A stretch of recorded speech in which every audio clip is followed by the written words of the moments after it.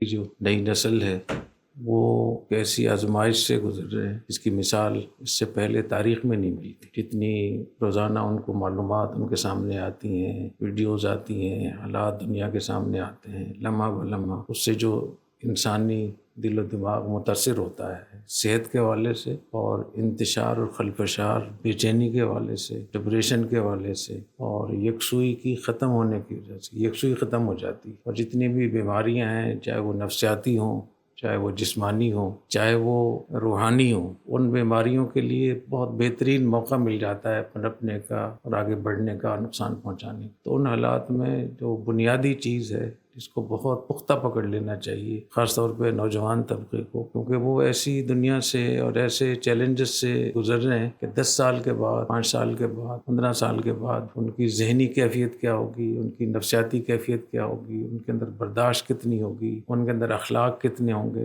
ان کے اندر ماں باپ کا خیال کتنا ہوگا، ان کو اپنا خیال کتنا ہوگا، اور وہ دل و دماغ کی صحت کے حوالے سے وہ کہاں کھڑے ہوں گے۔ تو اتنی تیزی سے یہ بھنور گھما رہا ہے، اس سے بچنے کے لیے ضروری ہے کہ انسان کی اپنی شخصی زندگی، جو آپ کی اپنی ذاتی زندگی ہے، وہ ٹھیک ہو۔ اور اس میں بنیادی چیزیں، 2 چیزوں کا اگر اہتمام کر لیں، ایک جو معمولات آپ نے مقرر کیے ہوئے ہیں یا آپ کو کسی نے مقرر کر کے بتائے ہیں، ان کی پابندی کریں۔ جیسے میں ہمیشہ کہتا ہوں کہ معمولات بہت زیادہ نہ ہوں، تھوڑے معمولات ہوں جن کو آپ پابندی سے کر سکیں۔ اور آپ کا جو شیخ ہے، جو آپ کا مصلح ہے، اس کو بھی چاہیے کہ بہت زیادہ معمولات کے انبار نہ لگا دے کہ یہ بھی کر لیں، یہ بھی کر لیں، یہ بھی، اور ان معمولات کو کسی ایسے کام کے ساتھ جوڑ دیں جو روزانہ آپ کو ضرور کرنا ہو۔ آپ سمجھتے ہیں کہ ناشتہ بہت ضروری ہے، ناشتے کا کبھی ناغہ نہیں ہوتا، تو یہ طے کر لیں کہ ناشتے سے پہلے وہ معمولات کر لوں۔ یا آپ کو سبق پڑھانا ہے اور ہر صورت سبق پڑھانا ہے تو اس کو طے کر لیں کہ سبق پڑھانے سے پہلے اس کو معمولات پورے کر لیں۔ تو جب آپ اس کو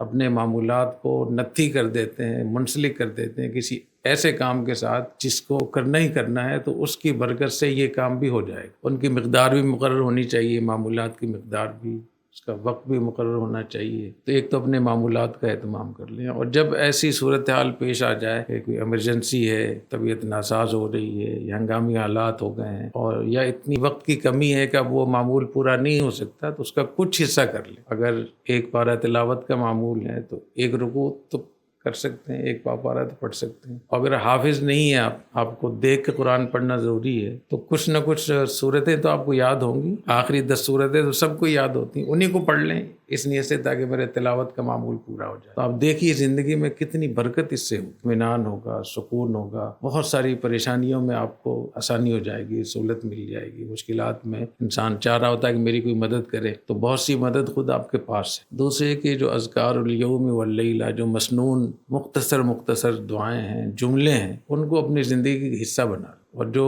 اذکار ایسے ہیں جن کو 24 گھنٹے مختلف اوقات میں اٹھنے بیٹھنے میں، گھر سے نکلنا ہے، گھر میں داخل ہونا ہے، کھانا کھانا ہے، کھانا کھانے سے فارغ ہونے ہیں، بیت خلا میں جانا ہے، بیت خلا سے نکلنا ہے، مسجد میں جانا ہے، مسجد سے نکلنا ہے، نماز آپ شروع کر رہے ہیں، وضو آپ نے شروع کیا ہے یا وضو ختم کیا ہے، کسی سے ملاقات آپ کی ہو رہی ہے، کوئی مجلس ہو رہی ہے، میٹنگ ہو رہی ہے، تو بہت چھوٹے چھوٹے جملے ہیں اور اتنے مبارک الفاظ ہیں کہ ان کے اندر ہی اللہ نے بہت کچھ رحمتیں رکھی ہوئی۔ رات کو جب اپنے بستر پہ جائیں تو اللہم بسمک اموت و احیا، کتنی دیر لگتی ہے اس کے 3 ورژن ہوتے ہیں، اذکار الیوم واللیلہ۔ 24 گھنٹے میں جو اذکار ہوتے ہیں ان کے 3 قسمیں ہیں۔ ایک بہت مختصر ہے، وہ تو ہر صورت میں کر لینا چاہیے، اپنی زندگی کا حصہ بنا لیں۔ جسے اب روزانہ آپ کھاتے ہیں، پیتے ہیں، سوتے ہیں، اٹھتے ہیں، جاگتے ہیں، بالکل اسی طریقے سے آپ کی زندگی کا حصہ بن جائے۔ اور دوسرا یہ کہ نبی کریم صلی اللہ علیہ وسلم سے اس سے زیادہ بھی منقول ہیں اور بہت زیادہ بھی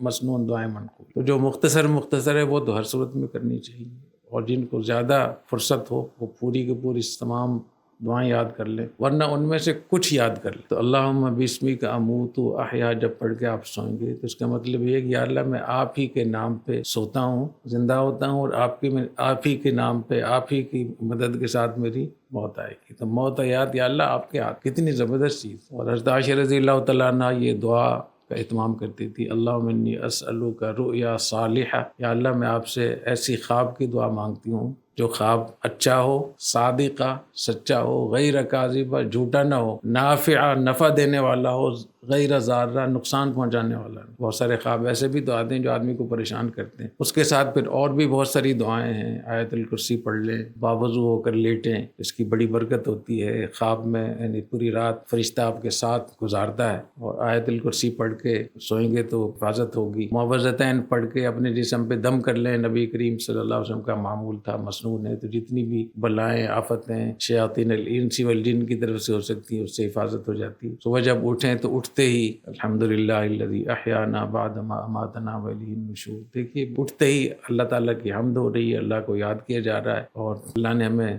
مار دیا تھا اور پھر دوبارہ زندہ کر دیا، اور ہم اللہ ہی کی طرف جائیں گے۔ پھر جب آپ بیت خلا جائیں تو پہلے بیت خلا جانے سے پہلے اللہم انی اعوذ بک من الخبث والخبائث، بایاں پاؤں پہلے رکھیں، نکلتے وقت سیدھا پاؤں پہلے رکھیں، وضو کریں، بسم اللہ پڑھ کے وضو کریں، بسم اللہ جب وضو ہو جائے اللہم بارک لی فی رزقی، اللہم اغفر لی ذنبی وبارک لی فی رزقی ووسع لی فی داری، اللہ میرے گناہ معاف فرما اور میرے رزق میں برکت عطا فرما اور میرے گھر میں وسعت عطا فرما۔ کتنی زبردست دعا ہے، مغفرت بھی رزق بھی۔ ہر آدمی چاہتا ہے کہ میرا پلاٹ اور میرا مکان بڑا ہو، تو وہ وسع لی فی داری، اللہ تعالیٰ دنیا کا گھر بھی بڑا کرتے، وسعت دیتے، اور آخرت کے گھر میں بھی وسعت دیتے۔ کمرے سے باہر نکلیں بسم اللہ، بسم اللہ تو ہر آدمی پڑھ سکتا ہے، بسم اللہ خرجنا وعلی اللہ ربنا توکلنا، یہ پڑھ لیں۔ جب مسجد میں جائیں بسم اللہ والصلاۃ والسلام علی رسول اللہ، اللہم اغفر لی ذنوبی وافتح لی ابواب رحمتک، اللہم افتح لی ابواب رحمتک، یہ بھی کہہ سکتے ہیں۔ جب سلام پھیریں تو 3 مرتبہ استغفر اللہ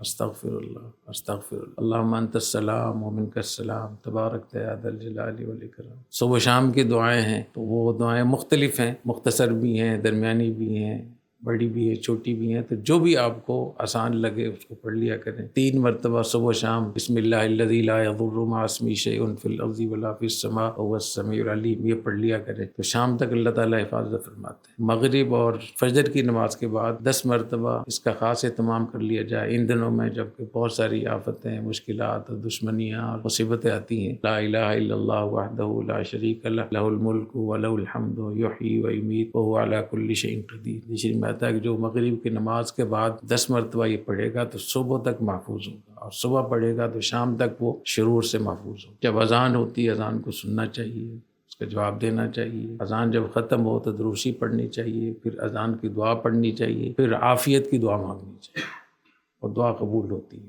اللہم انی اسألک العفو والعافیۃ فی الدین والدنیا والآخرہ۔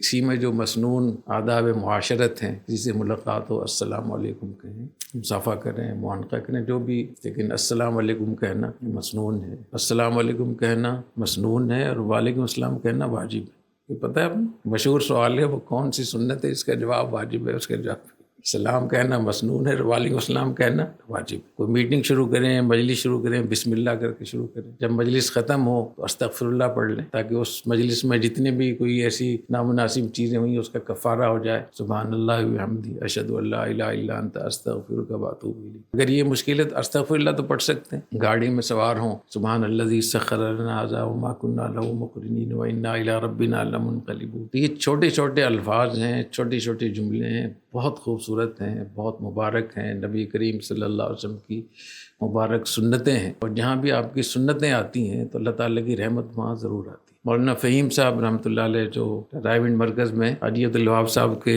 معاون تھے، ان کے خادم تھے، اور انہوں نے خود مجھے بتایا، انہوں نے کہا کہ ایک دفعہ مجھے حاجی صاحب نے کہا کہ تم وہاں انگلینڈ جاؤ، یو کے میں جاؤ، تو میں وہاں چلا گیا، تو میں ان سے پوچھا کہ حضرت یہاں کام کیا کرنا ہے؟ کہتے پھر سارے دن جو ہے نا وہ گاڑی میں بیٹھ کے نا دروشی پڑھنا ہے کثرت کے ساتھ، کیونکہ حدیث میں آتا ہے کہ جہاں دروشی پڑھا جاتا ہے وہاں اللہ کی رحمت آتی ہے، تو اس علاقے میں بھی اللہ کی رحمت ہوگی تو شاید یہ دین کی طرف آئیں، جو ہم ان کو دین کی طرف پیغام لے کر جا رہے ہیں شاید اس کو قبول کریں۔ تو سنتوں میں تو بڑی رحمت اور بڑی برکت ہوتی ہے، تو اگر اس کا اہتمام کر لیں تو خود آپ محسوس کریں گے دل میں ایک لذت، ایک فرحت، اور زندگی کو انجوائے کرنا شروع کر دیں گے۔ اور پھر اس کی وجہ سے جو ایک حملے ہو رہے ہیں نا وساوس اور خیالات اور اس سوشل میڈیا کے اور ملنے ملانے کی وجہ سے بہت ان میں خود بخود کمی آئی. اور کم از کم اتنا تو ہوگا کہ جتنی دیر آپ یہ معمولات اور اذکار یا ان کو پڑھیں گے اتنی دیر تو آپ اللہ تعالیٰ کی طرف متوجہ ہوں گے. اور ذکر اللہ کرنے کے لیے یہ ضروری نہیں ہے کہ اگر دل متوجہ نہیں ہے تو پھر وہ ذکر آپ چھوڑ دیں. اگر بغیر خشوع خضوع کے بھی اللہ توفیق دے رہا ہے اس پر بھی اللہ تعالیٰ کا شکر ہے.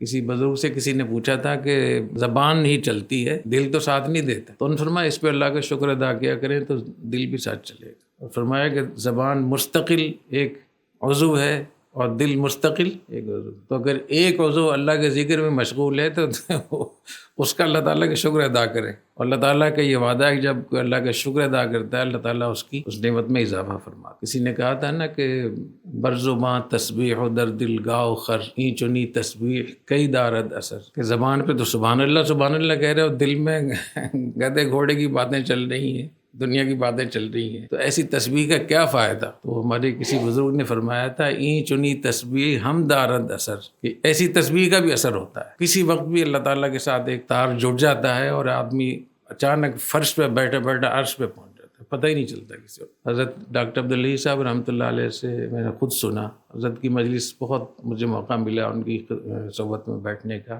4-5 سال الحمدللہ. تو انہوں نے کسی اپنے خواجہ صاحب کا واقعہ سنایا یا کسی کا سنایا کہ وہ بیٹھے بیٹھے مجلس میں بیٹھے رہتے تھے اور کچھ تسبیح پڑھتے رہتے تھے. تو کسی نے حضرت آپ یہ تسبیح چلاتے رہتے ہیں اور مجلس میں بیٹھے رہتے ہیں. فرمایا کہ زبان تو چلتی ہے لیکن کبھی اچانک عرش پہ پہنچ جاتا، اچانک عرش پہ ایک دم ہاٹ لائن ہے نا پوری براہ راست. اور اللہ تعالیٰ تو قلوب کو جھانکتے رہتے ہیں، قلوب کو دیکھتے رہتے ہیں. تو کسی وقت بھی اللہ تعالیٰ کا فضل ہو جاتا ہے. جب بھی اللہ تعالیٰ ذکر کی توفیق دیں، اللہ کرنے کی توفیق دیں، اس لمحے کو، اس موقع کو اللہ تعالیٰ کی بہت بڑی نعمت اور غنیمت سمجھ اس پہ اللہ تعالیٰ کا شکر ادا کرے کہ یا اللہ میں تو اس قابل نہیں تھا، آپ ہی نے میری زبان پہ یہ جاری کروایا ہے، یا اللہ اس کو قبول بھی فرما لے. اور ہمارے پاس تو ہے ہی سارا جعلی، حقیقت ہے نہیں. تو جیسے بھی ہے حضرت رحمہ اللہ تعالیٰ فرمایا کرتے تھے کہ ہمارے پاس تو ایک کشکول ہے، تو جس نے کشکول دیا اس میں بھیگ بھی دی. تو ظاہری شکل نماز پڑھنے کی یا نیکی کے اللہ نے دے دی ہے، تو اس کے اندر حقیقت بھی اللہ ہی ڈالے گا، قبولیت بھی اللہ تعالیٰ عطا فرمائے. تو یہ میں عرض کر رہا ہوں بچوں سے کہ اپنے اوپر رحم کھائیں. جو دنیا کے حالات جس طریقے سے آ رہے ہیں، جیسی بیماریاں آ رہی ہیں، نوجوانوں کو ہارٹ اٹیک ہو رہے ہیں، کینسر ہو رہے ہیں، طرح طرح کی، اور دنیا میں نفسیاتی لوگ اور پاگلوں کی اتنی کثرت ہو رہی ہے، اور چھوٹے چھوٹے بچے وہ ڈپریشن کے شکار ہو رہے ہیں کہ جو بیماریاں بوڑھوں میں ہوتی تھیں، چڑچڑاپن، ڈپریشن، نا امیدی، مایوسی، اب وہ چھوٹے چھوٹے بچوں میں چیزیں آ رہی. تو یہ سب اثرات ہیں کہ اتنا جو سیلاب ہے انفارمیشن کا، معلومات کا، وہ ہماری آنکھوں کے سامنے دل و دماغ سے گزر رہا ہے. تو کوئی اس کا علاج بھی کسی نے سوچا ہے تو اللہ تعالیٰ میں عمل کرنے کی توفیق عطا فرمائے. سبحانک اللہم و بحمدک اشہد ان لا الہ الا انت استغفرک و اتوب الیک.